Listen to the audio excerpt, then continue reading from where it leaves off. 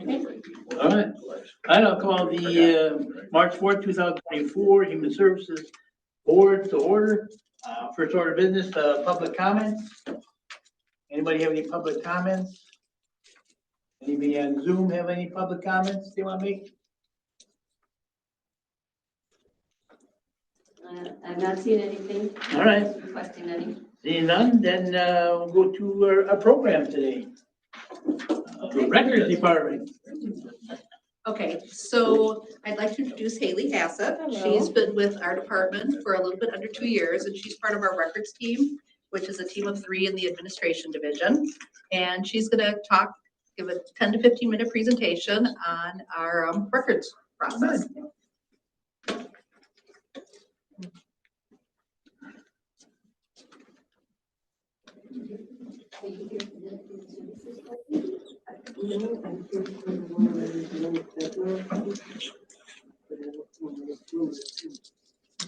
I can help it. Thank you. That's okay. And you're fine. Okay, so I'm not sure, so are you ready? Yep. Go ahead and try to share the screen and see what we get.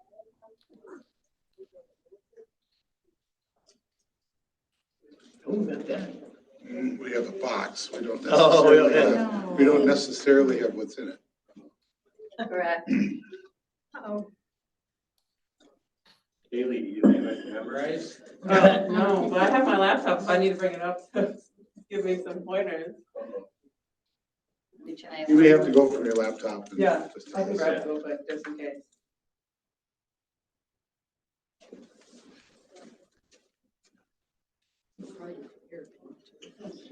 Yeah.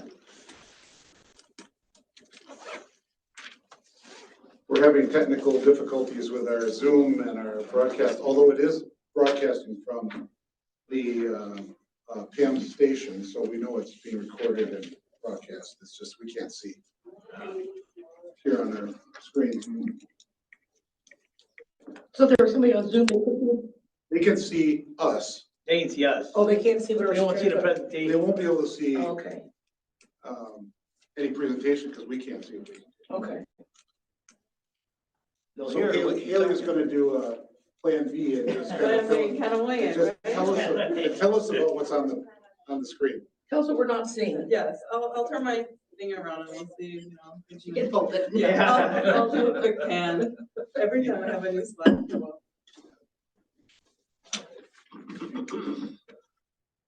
You can paint us a picture. Yeah, I'll try to be descriptive as I can. There you go. All right, well, I'll turn it around. I feel like I just need to, you know, I don't know if anybody. We're not gonna always. No, none of us can see it, just. No, don't worry about it. No, okay. That's okay. All right, that's okay. You all ready? Yep. Okay, well, yeah, so as Janet said, I work in the records department here at Human Services. So on the administrative services team. So our team is made up of 3 different people. So we have a paralegal, who is Michelle. She couldn't be here today, so I'm with her. She kind of coordinates and processes all the records that come from all divisions. So she kind of does everything. If they have a certain request that comes in, she maintains and tracks compliances for all outgoing records. She, when needed, she audits and onboards new staff. Whenever we have a new staff that comes in, she maintains and updates any procedures that may need updating down in the records department, and she serves as backup to the admin 4, admin 3, and front desk when needed. Then the next staff that we have down there is myself. I am an admin 4. I maintain the child welfare records and the background checks mainly downstairs. I also am a backup to Michelle, obviously when she's not here, the admin 3 and the front desk as well when needed. And then our last associate downstairs is our admin 3, and they mainly focus on the behavioral health records and long-term support records, and they are our main person who sits at our window. So whenever anybody comes downstairs and needs help with records, they're kind of their first main point of contact. And then all together, we all work with phones, faxes, emails. We all kind of do that and together. So you might think, what are records? What do we kind of deal with? We deal with any and everything that our workers make at the records department. So that can be child abuse neglect reports, psych assessments, initial evals, children's functional screens, you name it. What if our workers make it, we deal with it. We don't ever release any third-party records except for certain cases, and that's like the child when child welfare discoveries come in. That allows attorneys to get any and everything that workers create. So that's the only time that we'll ever release any third-party records. So like hospital records, police reports. Other than that, it's only records that our workers create that we can release.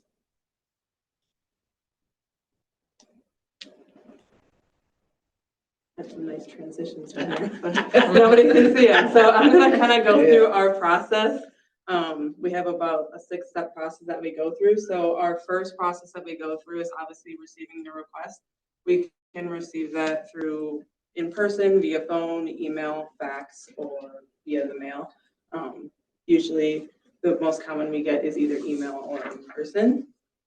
And then after we get the request, even before determining if the person is a consumer here at Human Services, we have to determine if the request is valid and legal for us to even look for records.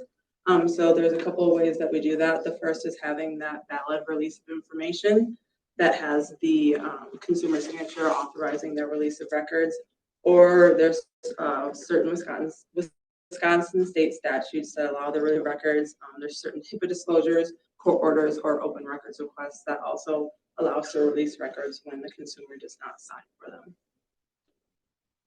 So after we kind of go through that, and if there is a release of information that's given to us, there are a couple of things that we look for to make sure that the release is valid. One of those is whose records are being requested, where are the records going to? Is it for themselves? Is it for a hospital, a different human services? What records are being requested? Sometimes consumers have a lot of records, and sometimes they don't want all of the records released. Sometimes they only want, maybe their assessment, maybe just some of their case notes that their workers made. They kind of can determine that. Why they're being requested, if the person is requesting them for themselves, if the healthcare provider is requesting them for a case of case continuation, etc. And then we also look for that authorized signature, making sure that the consumer knows that they are being requested to be released. Then we had a picture of our release information, but it's okay. So you guys can see what I was kind of talking about, but it's okay. It is on our website if you want to take a look at it. So our next step is, again, identifying, after we verify that the release of information is valid, we identify what needs to be released. So like I said, each release of information, so we have to make sure that that's being released is only on that consumer. Anything else that may come up in that record that is not regarding that consumer, regarding anybody else's HIPAA information, does have to come out. And we look at, again, what division is being requested. Is it child welfare records, behavioral health, long-term support, birth to 3, etc. And then again, the purpose is why are we requesting that, self-request, legal, court hearings, etc. What are the ages you're dealing with? Sorry? What are the ages you're dealing with?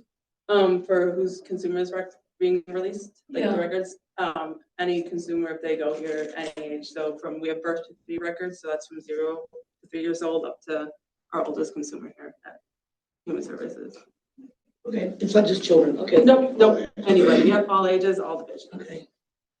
So some of examples of requests that we get are through healthcare providers. So say a consumer is transferring to a different provider for therapy, their healthcare provider can request records from us. We get a lot of self-requests from consumers and parents of minors that go here. We have a lot of discovery demands. We have the behavioral health discovery demands and the child welfare discovery demands. They're a little bit different. Behavioral health is kind of a one and done. We get that request, we send those records out, and we kind of forget about it, or not forget about it, but we don't have to think about it again. But for child welfare, we get those discovery demands, and downstairs in records, we have to kind of keep up with when all the court dates are by ourselves, and because we have the obligation to release records over and over when the court dates come up to that attorney. And then we also get a lot of Social Security disability determination requests, requests from police agencies, family court, and probably every other place we've at least gotten our requests from once. There are many requests that come through. So after we get the request and determine that we have a consumer here, then we start to gather the records. So we have a lot of systems here at Human Services where we store records. For our online, for our electronic records, we have 5 systems. So we have EWIS-ACWIS, which is a state system for child welfare records. We have Luna, which is our behavioral health, long-term support AODA birth to 3. We have IMS 21, which is where we image paper files. LAMS, which is where long-term support has their functional screens for anybody who goes to their programs. And then Microsoft Access, which is only used for adolescent AODA programs, but that was kind of a while ago, so we don't really use Microsoft Access anymore. And then obviously, we've been here for a while, so we do have paper files. We have 3 rooms in the basement in Oshkosh that have paper files, 1 here in Neenah. Paper files are also on the 2nd floor in Oshkosh, and then obviously any consumer who's open, their workers usually have a paper file as well. So we have a lot of paper files everywhere in our human services buildings. And then our crisis center, Valley Packaging, and Shelter Care also have their own files. So when we go to gather records, we have a lot of places that we need to look and make sure that we are gathering all the records that we can for these consumers. So after we gather our records, then we start to process them. So for each record request that gets created, we create a cover sheet that specifically documents which records are being released. So in case we need to go back 6 months and say, hey, which records did we release for this consumer 6 months ago, we know exactly what we did because we documented every single record that we gathered. And all of our records also go out with a non-disclosure and our page numbers, so we know, and whoever's receiving the records know exactly how many pages that they received. So if they're ever missing any, they can contact us. And then after that is all merged together, then we start the redaction process, which is probably the longest process that we go through. So redaction is basically, like I said earlier, going through and making sure that there's no HIPAA information, mainly mental health, AODA, school records about any other individual other than the consumer that is being released, because all those other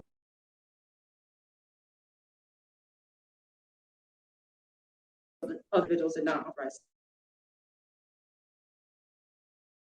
for their Sharpie and printing out all the records to do electronically because of, a lot of waste of paper and, a lot of Sharpies that you gotta go through to do that.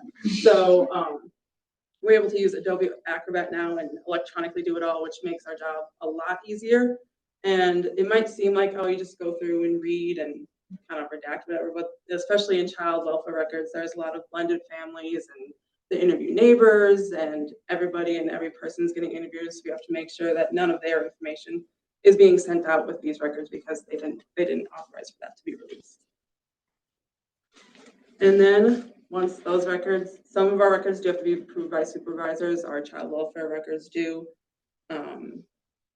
Some behavioral health programs and long-term support programs also have to get approved by supervisors. So we'll send those out to those supervisors for them to look through and make sure that we're doing a good job or doing the right job and sending them out that way. And then we get to send them out, and we do that either in person, mail, fax, encrypted email, or through an FTP if the files are really big and they can't be sent through email. Those are usually just for child welfare discoveries because they're around 700 pages or more every time we send them out. So email usually doesn't let us do that. And then once we send them out, we document them not only in the consumer file, but also on our yearly spreadsheet. So we know what we did, and we image all of the requests, the ROIs, any correspondence, and that cover sheet in the consumer file. So everything is all in one place. And if we need it again, we know where to look for it. It's this great diagram, but if you want to know some of our stats from last year, like how many records did we actually release and go through? Last year we released 2,300, we completed 2,310 requests, which was a total of almost 247,000 pages that we released. So like a weekly average, it's about 46 requests a week, or about 5,000 pages. And our biggest request was for our behavioral health division at 51%. Does anybody have any questions for me? Yes. How long do you keep records on an individual?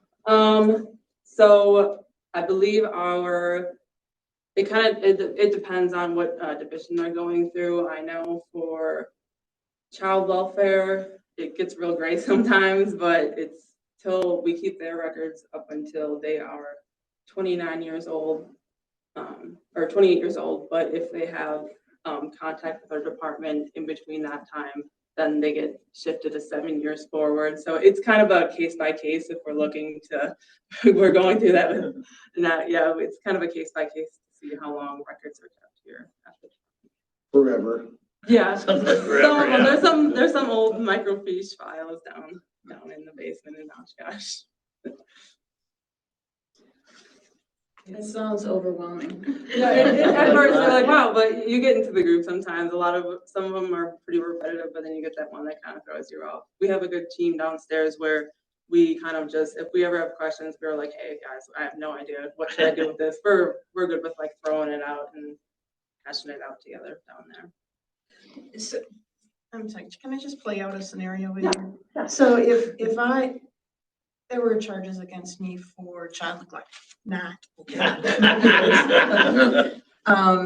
And my neighbor had reported it, and I want to see the records, would you redact the neighbor's name so that I wouldn't know who reported? Is that what you mean by redact? Yes, yeah, and yeah, specifically for child welfare, any man or any reporter is not really like if there's any mention of the reporter, we have to take their name out, no matter who they are, even if they're like the parent of the child and they're reporting something on, I don't know, the other parent, that parent who reported it, their name has to come out, even if they sign a release in that their records can be released, just because they were the reporter, their name has to come out from that. What a job to do that. Do you collect the data from all of the files that you have? Look, what kind of data? Data regarding age, data relating to mental health, data, a collection of data on this. We don't do that.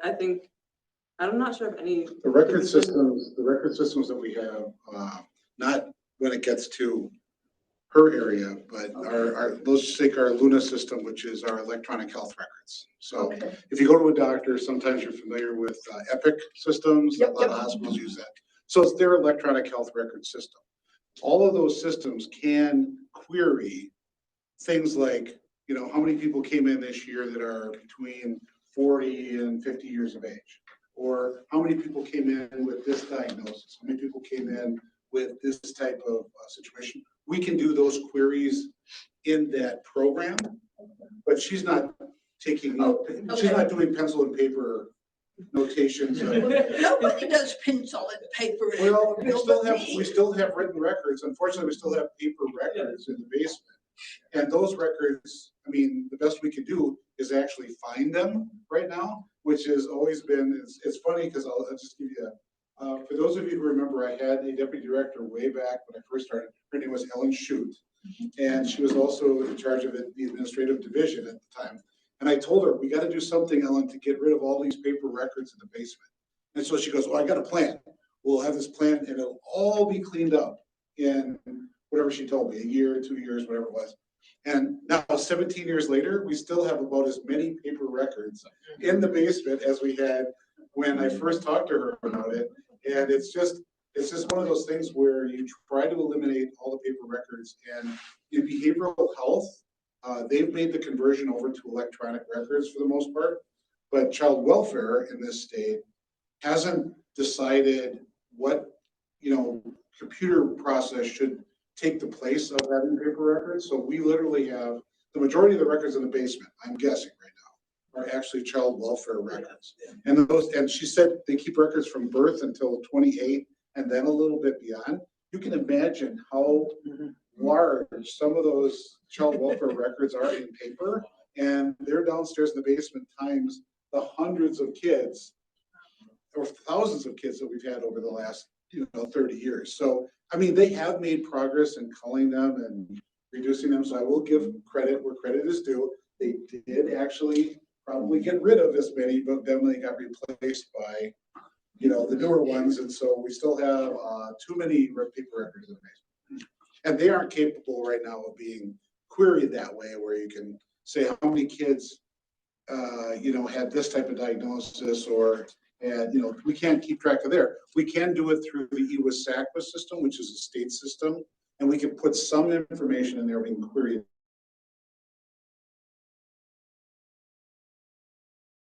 that information, but we can't query. They'd be doing nothing but that. So that. Any other questions?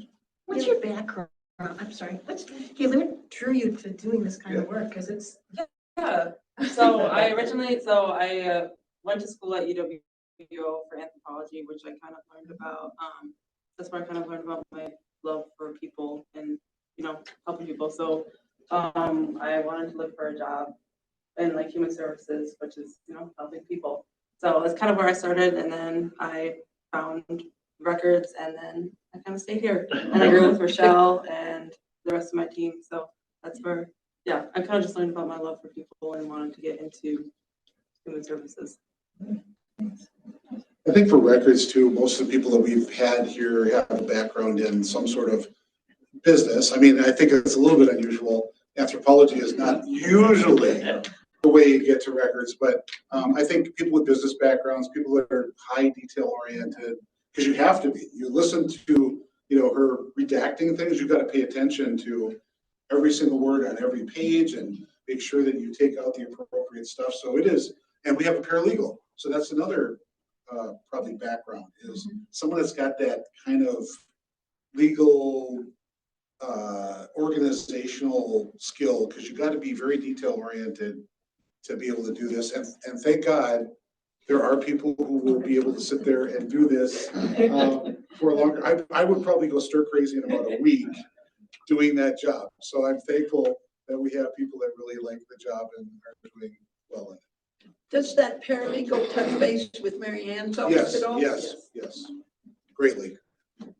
Yes. I just want to know more about your workspace because I'm envisioning piles, stacks of papers in the basement that you're shuffling through, and I hope you're not working in the basement. So that's exactly, I feel like when I was like, oh, records, I imagined like I'd be surrounded by boards of like files. I mean, if you go into the file room, yes, it's like probably exactly what you imagine. It's just rows and rows of files. But I mean, particularly in my own workspace, I like to keep it organized. So I like to keep as little amount of files as I can around me. Luckily, like we said, we've tried to convert as much as we can to electronic. So it's definitely diminished the paper files that are around you. But you and your team are in a space with windows and. we are in the basement. We are. In the But basement. it's not. Oh. It's not. I feel like everybody says like, "Oh, you're in the basement," but I don't. It's our little area. It's kind of nice. Okay. We have. It's like it's us three.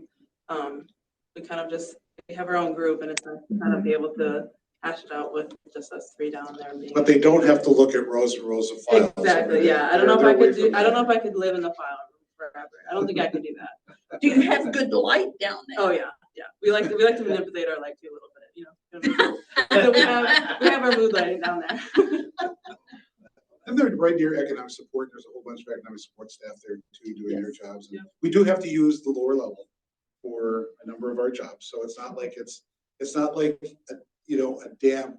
You guys have been down in 33, so you know the area.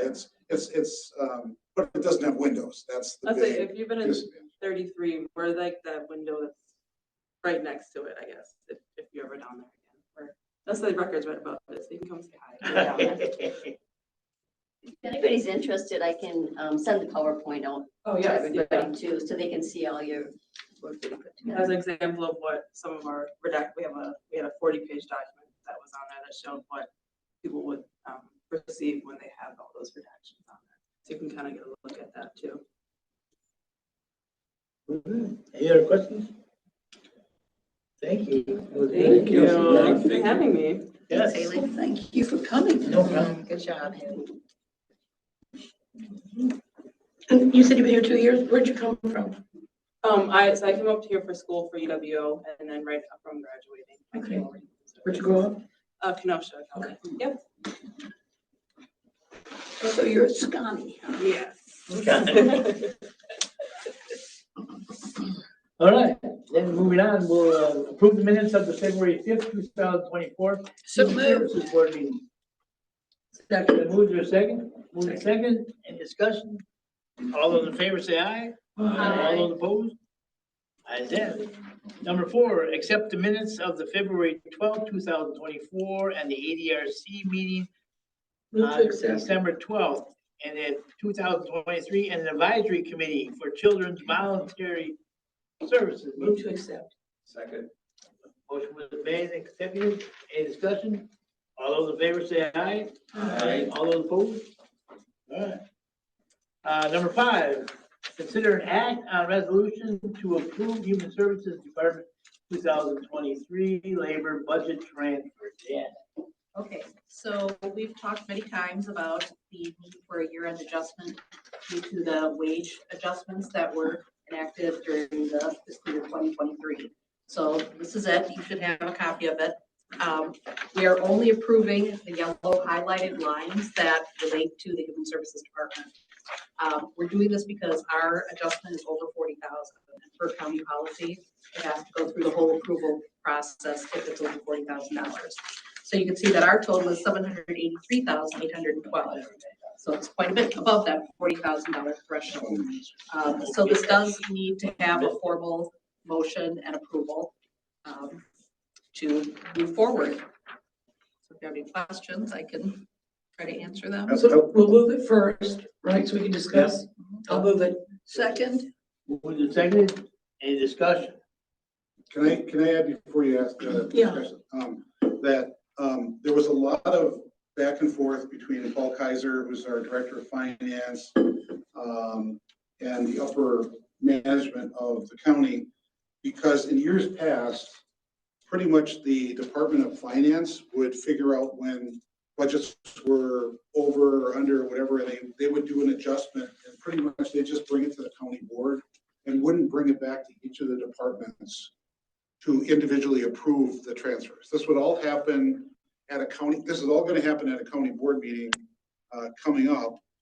And what's unusual about this, and I had some questions about this too, is that I said to Paul, I'm not sure why we're needing to do this, because this is a pretty typical end of year adjustment thing that they do through PNF and then to the county board. Right. He said the reason that it's different this year, which is I'm hoping I'm trying to answer a couple questions that might happen here. The reason he's doing it differently this year is because when they set aside the $2 million in 23, anticipating that because the salaries and fringes would go up, that each department would have potentially an overage, okay? But not necessarily. So they didn't want to like pre-distribute the 2 million thinking they knew where it was going to go to each department. They held on to the 2 million. They waited until the end of the year. And then when they actually saw which departments were over, which ones were okay, which ones were under, then they distributed the 2 million to the departments that were over, because they knew that this was directly a result of the changes in the salary and fringes. We having had a large chunk of the changes in salaries and fringes, we knew, Jen and I knew that likely we were going to be over by the end of the year, and that rather than us putting it separately to the county board, the way in which finance wanted to handle it was to combine all of them all at once, which this is what this is.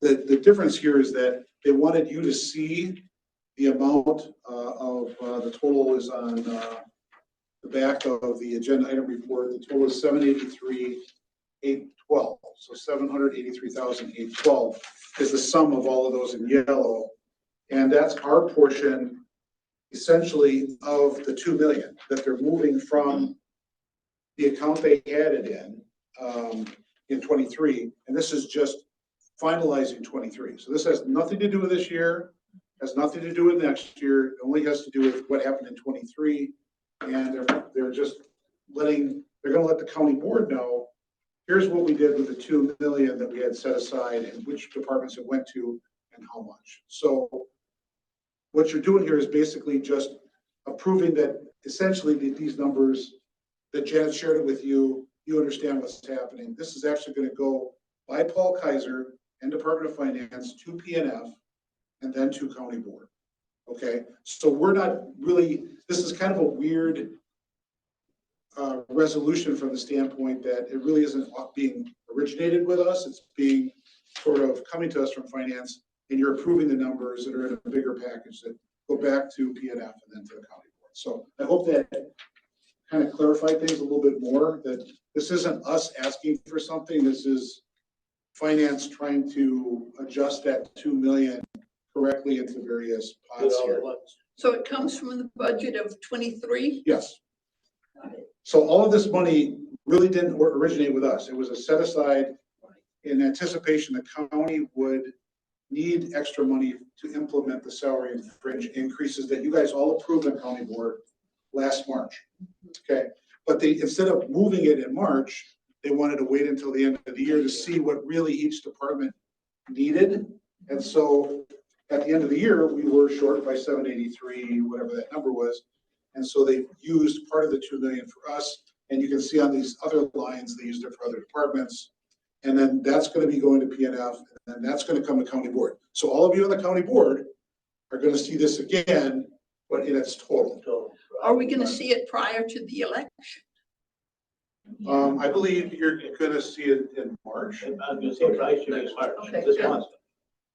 Yeah, I believe so. Karen, Thank you, Mr. Chair.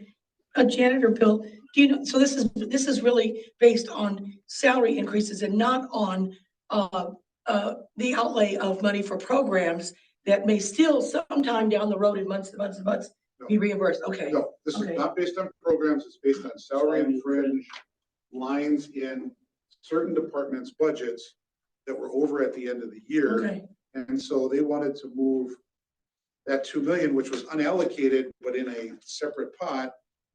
They needed to move it to salary and fringe. And so they're putting it with those departments that had an overage. Okay. And then the rest of it is going back to the general fund. So that's where we're at. Harold, Of the $783,000, does anybody know what hunk of that? Is there one big hunk of that that's changed? You know, for example, the bottom came up a lot, or is it changed people in the middle or the top? So this all happened like last March. Everybody's job was reevaluated as to whether it was set at the right spot on the, there's all these bands, pay bands. And so they evaluated whether or not a particular job was on the correct pay band. They moved the pay bands up. You know, it varied depending on how much out of whack with the job market it was. But let's say it moved up 2% there. And then based on your number of years in the position, the person moved from wherever they were to the right number of years that corresponded with where they should have been allocated. That was to deal with something that they called compression. So that all those decisions were made by the county board back last March. And so then it was all, the pay changes were implemented in March. And then over the year, then that difference between what we assumed was going to be the pay for that person and what their pay ended up being by the end of the year, that equated to an overage. And so you multiply that overage by potentially 350-ish people in my department, and now you have $783,000. That's how that came. so I think really the question, the answer to your question is yes, both. You move people lower and middle. But part of my question was, does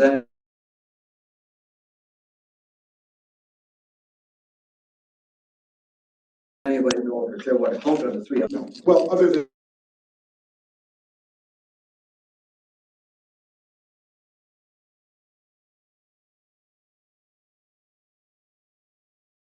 other than we assume that people